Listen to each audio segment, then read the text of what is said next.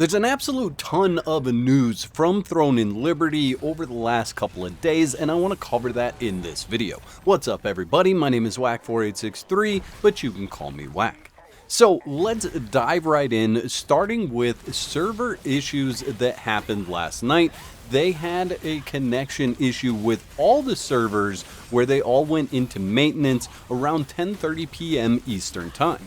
Now that meant that every North America West region server actually couldn't participate in the weekly Peace Tevent event. So that is going to be rescheduled at some point in time in the future.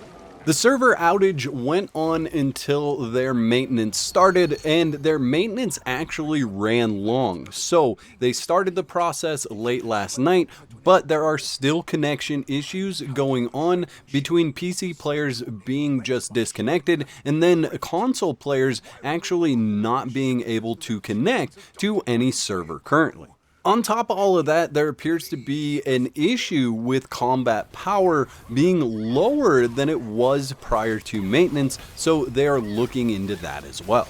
All of that's rather unfortunate for a game that seems to be bleeding players for one reason or another. Having issues like this that make it so players can't log in and play when they want to will create a scenario where players move on and maybe never look back. I want to know in the comment section below where you stand with Throne in Liberty right now. Are you waiting patiently for these servers to come back up and the disconnect issues to go away? Or have you decided to move on to another game?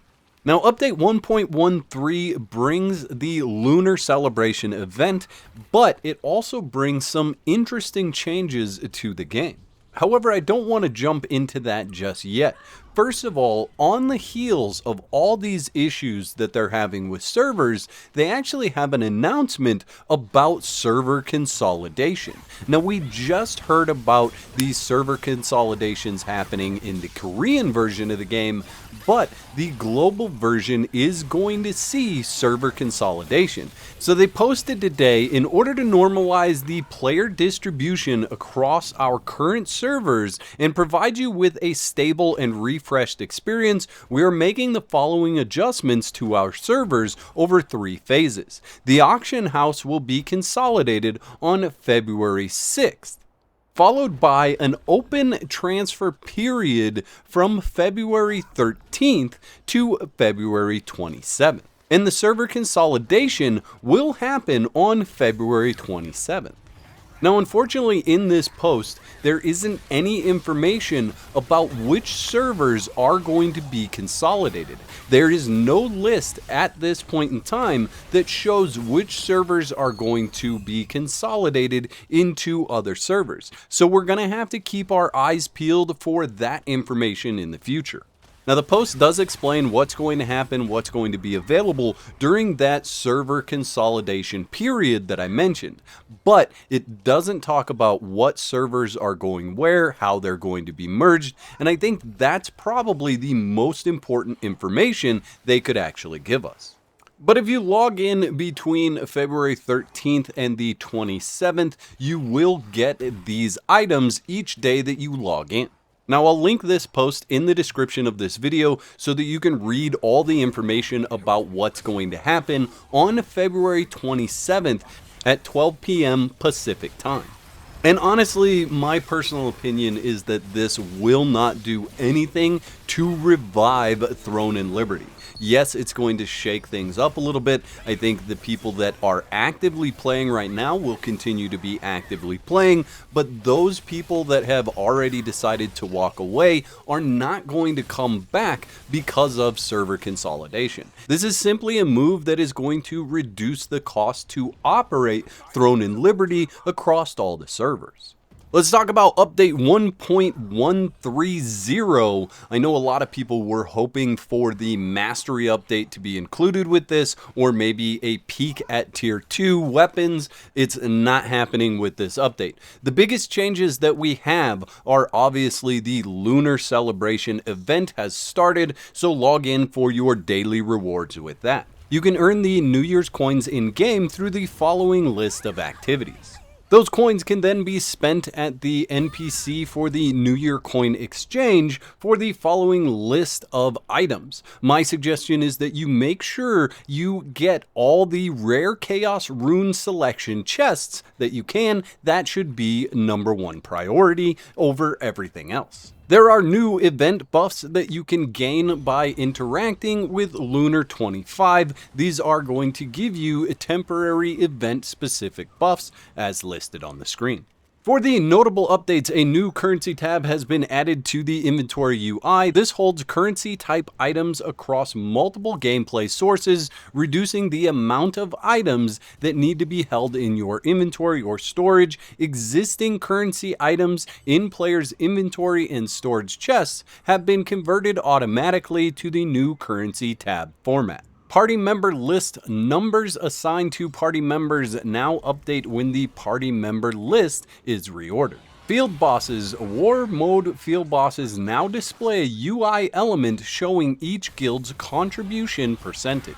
In the Shadowed Crypt, you're now going to find chests that spawn at night, like in Saradoma Island. Those now spawn in Shadowed Crypt in various locations. Crafting NPCs in each town can now craft epic tier items, so you no longer have to just travel to Stoneguard in order to get all your crafting done.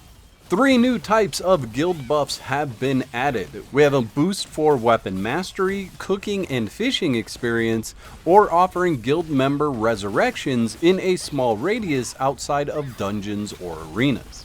They removed the standard experience buff from the list of guild buffs, and they adjusted the Solent and Abyss contract efficiency buffs to provide greater benefit over a longer duration. Dimensional Trials have been updated to have the boss loot chest at the end of the dungeon. Now, I'm not entirely sure why they did this. Honestly, why would I actually run a co-op dungeon now if I can get runes and the final chest in a Dimensional Trial? I suppose at that point, the only reason to run a co-op dungeon versus a Dimensional Trial would be to simply get the randomized chest from random matchmaking.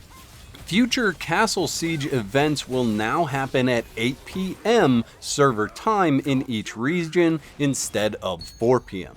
The rune system, they have expanded the capacity for the rune bag to 300 slots. And the weekly reset has been shifted 2 hours to take place during weekly maintenance. There's a handful of changes in general. The first one that's notable here is you can just edit your current stats instead of fully resetting them, allowing you to adjust the current values and not have to put all the points back into each stat. In Silas's Abyss, they finally adjusted the barrier wall, preventing 2 grapple points from being accessible, so you can now go down and back up in that eastern section.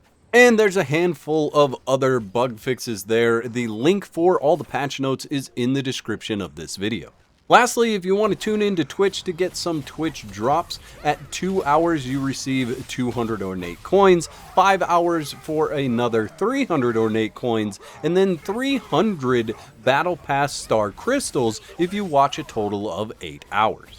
I'd like to thank all my YouTube members for your continued support. Y'all are absolute legends. Don't forget to whack the like button if you enjoyed the video and subscribe for more content. And if you don't want to be out of whack, there's another video on the screen right now that you can click to support more of my content.